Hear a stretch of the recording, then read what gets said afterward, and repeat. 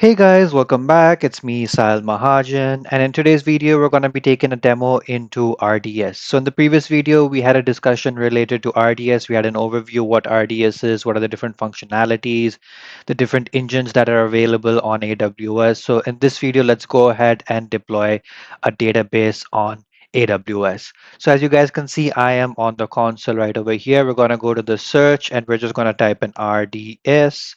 And as you can see, the first service that pops up over here is RDS.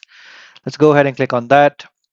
And you can see it will take you to a page like this. So what we're basically going to do is on the left-hand side, we're just going to click on databases. And as you can see, you will have no instances found because I do not have any database created. We're going to go ahead and click on create database. And here you go. This is the create database page. So you got two options that you have. You can go with either a standard create or you can go with an easy create. For this video, I will be going with the standard create so I can show you guys what are all of the options out there. So coming to the first option that you guys have to choose is your engine options. What engine option do you want to choose? Do you want to go with Amazon Aurora, MySQL, MariaDB, Oracle Postgres, SQL Server, or IBM DB2? For this example, I am going to stick to Aurora, and we're going to go down and you can see your engine version over here. We're going to stick with the default version that is being provided by AWS. Of course, if you go ahead, you can see various different versions available, but for this, I am going to stick to the default version that AWS populates for us. Now, is this going to be a production related database or is this going to be a dev or test related database? I would say go ahead and choose dev and test because when you do deploy this database, you will be charged for it. And productions are again for more high availability and that are pretty fast and consistent. But again, we're just doing this for learning. So I'm just going to change this to dev and test. Now you can provide your cluster identifier, your DB name. Basically, I'm just going to stick it as the default that is database -1. What is going to be your master username? So this master username is going to be used to log in into your database. Okay. So you can change this to whatever you want. I'm just going to stick to the default because I'm not looking to log into the database. I'm just looking to create a very basic database. Now, you got two options how you can manage the credentials, wherein you can choose managed in AWS Secrets Manager, again, which is the most secure. We have not discussed about Secrets Manager as of now, but yeah, you can say that this is another AWS service out there, or you can do self-managed. Now, if you do self-managed, it will ask you to create your own password and confirm your password. Now remember, you guys will need to make sure that you remember whatever this password is, okay? If you choose RDS Secret Manager, AWS manages everything for you and it's basically highly secure. So I'm just gonna go ahead and give a very basic, password. Uh, Maybe we can give something else. Okay, that should be good. And the password should match. And then we can go down and you can choose your storage configuration. Do you want to have a standard or do you want to have an IO optimized? So if you are having a lot of input output operations, you can go with the optimized. Or if you feel that you have pretty less, transactions or queries that will be made, then you can go with the standard. For this use case, I am going to stick with the standard. And then you can see your instance configuration. You have multiple different types of instances that you configuration you can choose. You can go with serverless. You can go with memory optimized, burstable classes, or optimized classes.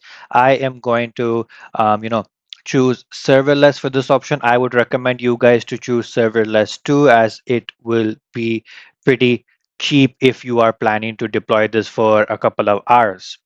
And then you can choose your capacity range, which is the how many Aurora capacity units do you want to have. So you can have a minimum capacity and a maximum capacity. And I'm just going to keep the defaults that are there. And then this is something that is pretty important, that is availability and durability. Now, in a multi-AZ deployment, do you want to create Aurora replicas, or do you want to create an Aurora replica or read a node in a different availability zone? Now, we haven't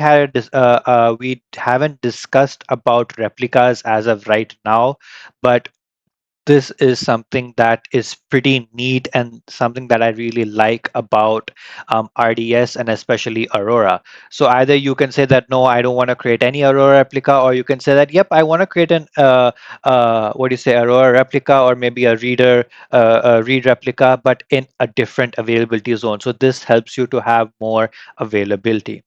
Now you have connectivity. Do you want to connect it? Do you want your RDS to be connected to an EC2 instance, or you don't want it to be connected to an EC2 instance? And what's the network type? Do you want to go with an IPv4, or do you want to go with a dual stack mode? That means both IPv4 and IPv6. Of course, you can choose if you want to deploy this in a different VPC altogether. What's the VPC subnets and all of those good things? Again, this is pretty important. And the reason why this is very important is because if you're planning to connect to your database through a local, software, if you provide no, you will not be able to connect to your database through the public IP address. You will have to say yes. So RDS will basically assign a public IP address to your database, which will allow you to connect it through applications outside your cloud or through your local computer for development purposes. And then, of course, you can choose your security groups. You want to choose an existing one, or you want to create a new one. You know, if you want to deploy this in a specific availability zone, you can go ahead and choose that. Again, I don't want anything.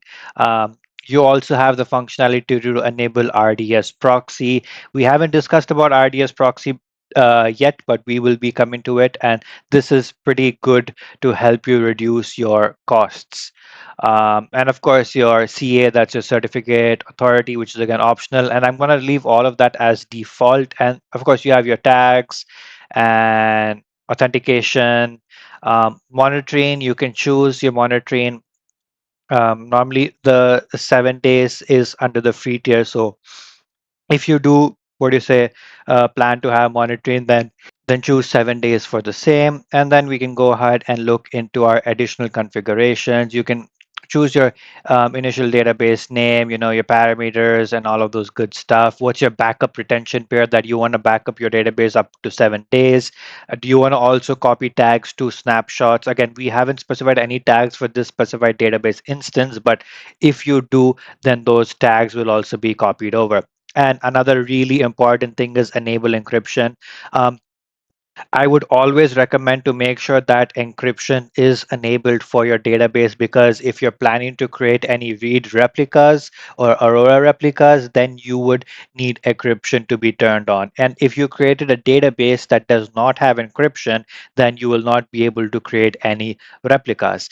And another pretty neat thing is that if your database is encrypted, any snapshots that are created of your database will also be encrypted. So when you try to, for any XYZ reason, you got to restore back to your database, and if you restore back from an encrypted snapshot, you'll be, what do you say, creating a database that is already encrypted.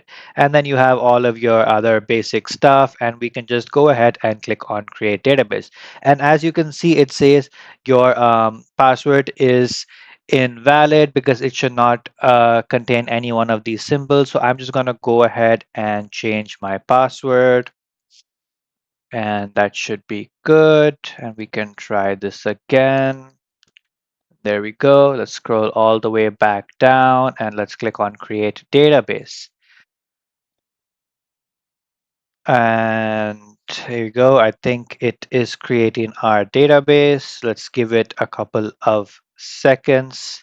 It does take up oh, there we go. It says it is creating our database, and it gives you a pop-up with, suggestions to add on, but we're not going to look into these suggestions for now.